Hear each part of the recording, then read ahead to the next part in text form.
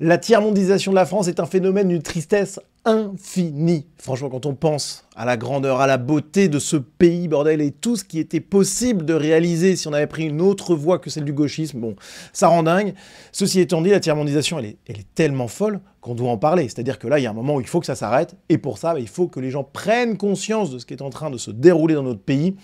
Pour ça, on n'a pas d'autre choix que de leur montrer le réel. C'est ce que j'essaye de faire avec cette vidéo, dans laquelle je vais revenir sur quelques-uns seulement des faits divers, comme on dit dans le milieu journalistique, qui ont touché notre pays ces dernières heures, en réalité. Alors, par exemple, deux hommes qui ont été blessés lors d'une bagarre, lors d'un match de foot dans les Yvelines. Bon, vous voyez bien un petit peu quel est le profil des personnes qui, malheureusement, sont en train de pourrir de manière définitive le foot, et aussi d'autres sports qui vont suivre. Je pense c'est un peu la loi de l'histoire, malheureusement, si on ne fait rien pour changer les choses. Mais évidemment qu'il y a des conflits, alors parfois intercités, voilà, entre les banlieues, là c'est le cas a priori, parfois aussi interreligieux, interethniques, parce que, évidemment, entre extra-européens, parfois ils ne s'aiment pas, hein. Donc on a eu ça, et cette bagarre, elle a été suivie d'une expédition punitive dans un quartier du Val d'Oise, avec deux frères qui ont été agressés à leur domicile, à la suite de cette bagarre donc, et qui ont été grièvement blessés, parce que les agresseurs n'ont pas été de main morte, clairement. Alors, au-delà de ce qui s'est passé sur le terrain de foot et en dehors, regardez ces scènes qui montrent une autre facette de la tiers-mondisation du pays, de l'ensauvagement général, avec ce youtubeur allemand qu'on voit ici de dos, là, qui check un peu tout le monde, qui visite un point de deal à Nîmes. Regardez l'état de la cité. Alors lui est très étonné parce qu'il voit que les dealers ont amené des snacks, des boissons, etc. pour leurs clients. Enfin, vraiment, c'est un truc complètement dingue. Du Capri Sun, évidemment. Le petit barbecue aussi. Et on voit des images complètement folles durant ce reportage. Regardez, on voit à quel point ils ont bloqué la cité avec, pour le filtrer, en fait, pour empêcher que des policiers puissent venir les contrôler. Regardez, c'est une zone de non-droit par excellence, tout ça, hein. Puis on les voit même ensuite, alors vous voyez de l'argent à foison bien entendu, et on les voit même ensuite faire un tour de Ferrari dans le quartier, avec la Porsche devant, là il est dans une Ferrari, bref.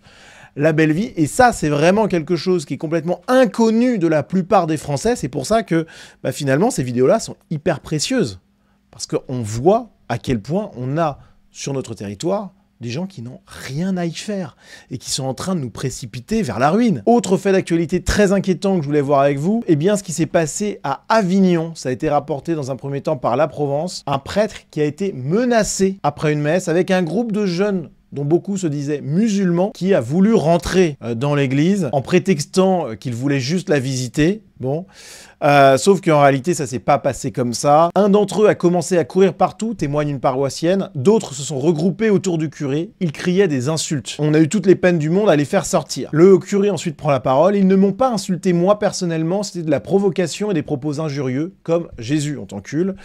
Des propos donc à l'encontre de la religion catholique. Et le curé a entendu crier « Allahu Akbar » avec des sympathiques jeunes qui auraient répété à plusieurs reprises « On va revenir brûler ton église ». Voilà ce que c'est la France d'aujourd'hui. Imaginez ce que ça sera dans 10 ans, dans 20 ans, dans 30 ans. Des scènes comme ça, il y en aura continuellement. Et ça n'en restera pas au stade de l'insulte. C'est ça qu'il faut avoir en tête. C'est que là, on est sur une pente extrêmement glissante. On peut avoir dans 10, 15 ans, 20 ans, ou peut-être même 5 ans uniquement, on peut avoir une France qui est ravagée par les conflits ethniques, les extra-européens contre les blancs, mais aussi les extra-européens entre eux par ailleurs, les musulmans contre les chrétiens, contre les mécréants de manière générale, enfin... Qu'est-ce que c'est que ce bordel, franchement? Alors notez que dans cette affaire, l'évêque a gagné une citation, je vous spoil un peu, dans mon prochain top 5 des gauchistes de la semaine, puisque l'archevêque d'Avignon, lui, alors il a publié un communiqué titré « Chercher ensemble des chemins de paix ». Ouais, bon, je suis pas convaincu, hein. Et ce que déplore l'archevêque, c'est l'emballement médiatique autour de cela, alors même qu'il y a quasiment aucun média qui en a parlé, hein. Il y a donc La Provence, Le Figaro, F de Souche qui en a parlé un petit peu sur les réseaux, mais sinon, personne. Mais pour l'archevêque, c'est l'emballement médiatique qu'il faut pointer du doigt. Folie totale, mais c'est vraiment, vraiment inquiétant. Toujours dans l'actu de ces dernières heures seulement, on a cette scène incroyable. On est au palais de justice de Bordeaux en marge d'un procès pour un jeune que vous voyez ici à droite sur l'image, Lionel, qui s'est fait tuer dans le cadre d'un conflit entre quartiers. Bon bref, avec des types qui calachent des enfants en bas d'une tour. Enfin franchement, bon, à tous les niveaux, cette histoire elle est atroce. Et là on rajoute encore à l'ignominie avec cette bagarre dans l'enceinte du tribunal. Vous voyez les deux bandes en fait qui se retrouvent au palais de justice plusieurs années après les faits, hein, c'était il y a 2-3 ans maintenant, presque 4 ans, et vous les voyez, la haine entre eux est toujours là, et on voit ces racailles qui se tapent dessus, voilà, en plein milieu du tribunal. Enfin franchement c'est du jamais vu. Et d'ailleurs pour les gens qui travaillaient au tribunal, c'était ce qui revenait, c'était totalement inédit pour eux. Mais le problème, c'est que ces scènes de ce genre, cet ensauvagement général, y compris dans les lieux saints, sacrés de la République française, eh ben on va en avoir de plus en plus. À force d'immigration extra-européenne, à force de pédagogie de gauche, à force d'aveuglement idéologique de cette famille de gauche qui ne comprend rien à ce qui est en train de se passer, eh bien la tiers-mondisation du pays va s'amplifier, va continuer toujours plus. Et quand on parle de scènes incroyables, inédites, comment ne pas évoquer cette tentative d'enlèvement? On est en plein Paris. Et on a une équipe, vraisemblablement de racailles. Je dis ça parce que dans toutes les affaires précédentes de ce genre, c'était des gens issus des quartiers sensibles, des extra-européens qui avaient fait le coup.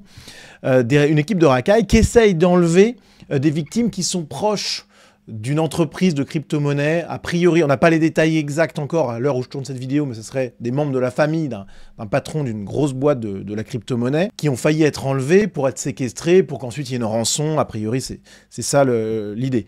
Mais on a eu une scène incroyable, on les voit, une camionnette qui est stationnée, Chronopost, hein, un livreur, un gentil livreur. Bon, je ne sais pas d'où vient la camionnette, mais bon, le clin d'œil est amusant, on va dire. Et ils tentent d'enlever des gens, et heureusement, il y a des passants qui viennent. Regardez, là, la scène est assez incroyable. On voit un passant qui arrive, là, qui fait fuir un petit peu les gens. On en a un autre qui a vraisemblablement ramassé un pistolet qu'on voit ici jeté, là. Et on a un passant qui s'en saisit, et puis qui semble le brandir un petit peu pour effrayer les ravisseurs. Et voilà, donc belle mobilisation des gens autour, ça c'est à saluer. C'est assez rare, franchement, pour qu'on le loue. Mais une tentative d'enlèvement en plein Paris. C'est hallucinant. On se croirait dans un pays du tiers-monde déjà, mais peut-être parce que nous le sommes un petit peu, finalement. Nous sommes déjà en voie de tiers-mondisation avancée en France. On n'est pas au tout premier stade, on n'est pas aux prémices de la tiers-mondisation. On est dans le stade d'après. Alors évidemment, c'est pas encore la Colombie ou le Mexique, enfin, quoique, et encore dans ces pays-là, il n'y a peut-être pas certaines violences qu'on a en France, pas certaines problématiques en tout cas, mais enfin, c'est hallucinant. C'est quoi la suite? C'est ça qu'il faut absolument avoir en tête quand on parle de ces sujets-là. Qu'est-ce qui va se passer dans 10 ans, dans 20 ans, dans 50 ans si on n'en finit pas avec ce putain de gauchisme et si on n'en finit pas avec l'immigration extra-européenne massive qu'on connaît? Je veux dire, ça va être explosif la situation, ça l'est déjà, mais ça va le devenir encore plus. Et là on en revient à ce tweet que je vous présentais en début de vidéo et qui évoquait cet enlèvement. Voilà, je parlais de tiers-mondisation totale, un terme qui a d'ailleurs été repris par Stéphane Ravier, des enlèvements en pleine journée dans la capitale, la tiers-mondisation de la France est totale, le temps de la sonnette d'alarme est révolu, il va falloir employer la méthode Bukele, le président du Salvador. Et c'est exactement ce qu'il faut faire. Parce que, comme le note Damien Rieu, à l'heure actuelle, on a le pire du pire. On a l'immigration extra-européenne, mais on a le gauchisme en même temps. Et le gauchisme, qu'est-ce que c'est? C'est le laxisme. C'est l'incapacité à répondre à cet ensauvagement. Donc Damien Rieu qui note: on glisse tranquillement vers une criminalité mexicaine, mais avec une justice norvégienne. Bonne chance à tous, nous dit-il ironiquement, parce que oui, effectivement, là, on est un peu en mode Hunger Games, hein, ça va être compliqué.